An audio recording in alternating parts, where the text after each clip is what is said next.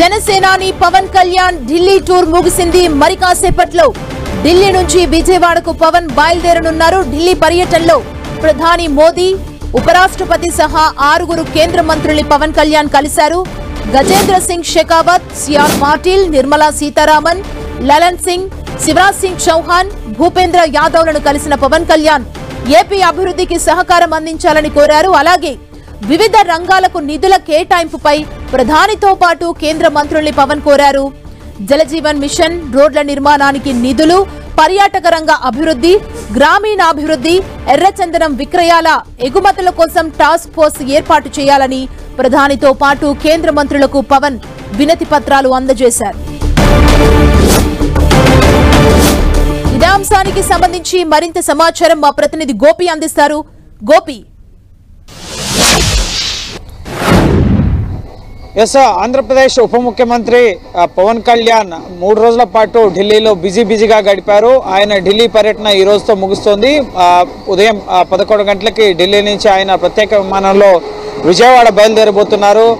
ఢిల్లీ పర్యటనలో ప్రధానంగా ఆంధ్రప్రదేశ్ అభివృద్ధికి సంబంధించిన అంశాలను ప్రధాని మోడీ సహా కేంద్ర మంత్రుల దృష్టికి తీసుకెళ్లారు. ప్రధాని సహా 6 కేంద్ర మంత్రుల్ని ఢిల్లీ పర్యటనలో బిజీగా ఆయన కలవడం జరిగింది. అనేక అంశాలని, రంగాల వారీగా ఉన్న అంశాలని కేంద్ర మంత్రుల దృష్టికి తీసుకెళ్లారు. పర్యాటక రంగ అభివృద్ధికి సంబంధించి కేంద్ర పర్యాటక శాఖ మంత్రి గజేంద్ర సింగ్ షెకావత్తో చర్చించడం జరిగింది. అలాగే ఇటు జల్ జీవన్ మిషన్కు సంబంధించిన అంశానికి సంబంధించి సిఆర్ పాటిల్ కేంద్ర జలశక్తి మంత్రితో చర్చించారు. అలాగే ఆంధ్రప్రదేశ్లో రోడ్ల అభివృద్ధి నిర్మాణానికి సంబంధించిన నిధుల కోసం కేంద్ర ఆర్థిక మంత్రి నిర్మలా సీతారామన్ని కలిశారు.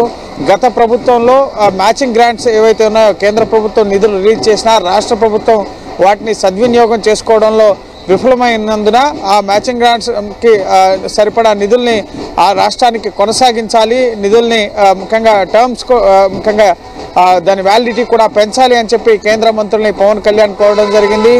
గ్రామీణాభివృద్ధికి సంబంధించిన అంశాలకు సంబంధించి శివరాజ్ సింగ్ చౌహాన్తో భేటీ చర్చించడం జరిగింది. అలాగే పంచాయతీరాజ్కి సంబంధించిన శాఖకు సంబంధించిన అంశాలను లలన్ సింగ్తో చర్చించడం జరిగింది. అలాగే అటవీ పర్యావరణ శాఖ మంత్రి భూపేంద్ర సింగ్ యాదవ్ను కలిసి ఎర్రచందన విక్రయాలు అలాగే ఎగుమతులకు సంబంధించి ఒక టాస్క్ ఫోర్స్ ఏర్పాటు చేయాలని చెప్పి కూడా ఆయన కోరారు. వీటన్నిటిని ప్రధాని నరేంద్ర మోడీ దృష్టికి కూడా నిన్న పార్లమెంట్కి వెళ్ళి అక్కడ పార్లమెంట్లో ప్రధానికి వివరించడం జరిగింది. ఆంధ్రప్రదేశ్లో రాష్ట్ర పరిస్థితులు, ఎన్డీఏ కూటమి పాలన ఏ విధంగా ఉంది, ఏ విధంగా ప్రభుత్వం ప్రజలకు సంక్షేమాన్ని అందిస్తుందన్న విషయాలను కూడా ప్రధాని మోడీతో పవన్ కళ్యాణ్ పంచుకోవడం జరిగింది. మరోపక్క ఉపరాష్ట్రపతి జగదీప్ ధన్కర్తో కూడా పవన్ కళ్యాణ్ భేటీ అయ్యారు. ఇప్పుడు ఆంధ్రప్రదేశ్ నుంచి 3 రాజ్యసభ స్థానాలకు సంబంధించిన బైపోల్ నోటిఫికేషన్ కూడా వెలువడింది. ఈ 3ట్లో ఒకరు జనసేన నుంచి రాజ్యసభకు ప్రాతినిధ్యం వహించే అవకాశం కనిపిస్తుంది. ఒకరు ముఖ్యంగా ఇప్పటివరకు లోక్సభలోనే కాకినాడ నుంచి అలాగే ఇటు శ్రీనివాస్ అలాగే బాలశౌరి ఇద్దరు లోక్సభ ఎంపీలుగా ఉన్నారు. సో నెక్స్ట్ రాజ్యసభలో కూడా జనసేన పార్టీ తరఫు నుంచి ఎంట్రీ ఉండబోతుందా ఏంటి, కూటమి ఏం నిర్ణయిస్తుంది?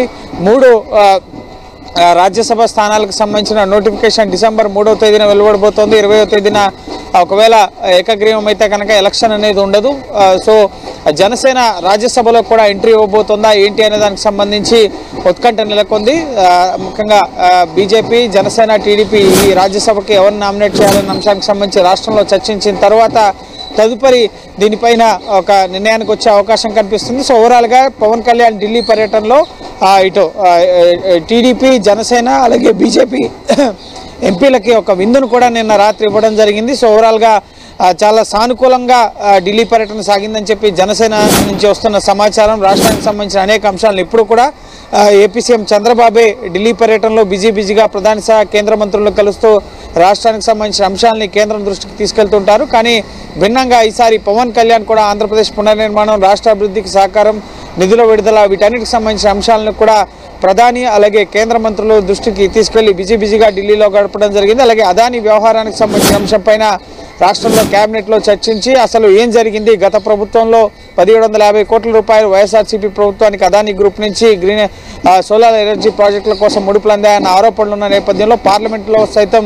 ఈ అంశం కుదిపేస్తున్న పరిస్థితి ఉంది. సో ఈ అంశంపైన రాష్ట్ర కేబినెట్లో చర్చించి అసలు ఏం జరిగిందన్న విషయాలను పూర్తి స్థాయిలో తెలుసుకుని దీనిపైన పార్లమెంట్లో స్పందిస్తామని చెప్పి కూడా జనసేన అధినేత చెప్పడం జరిగింది. అలాగే వారాహి హిందూ అంశానికి సంబంధించి రూపొందించిన నివేదికను కూడా కేంద్ర మంత్రులకి ప్రధానికి పవన్ కళ్యాణ్ అందించడం జరిగింది. సో ఒక సానుకూలమైన వాతావరణంలోనే పవన్ కళ్యాణ్ ఢిల్లీ పర్యటన అనేది సాగింది. రాష్ట్రానికి సంబంధించిన అనేక అంశాలు పెండింగ్ విషయాలతో పాటుగా నిధుల విడుదలకు సంబంధించిన అంశాలను మంత్రిత్వ శాఖల వారీగా కేంద్ర మంత్రుల దృష్టికి అలాగే ప్రధాని దృష్టికి పవన్ కళ్యాణ్ తీసుకెళ్లారు.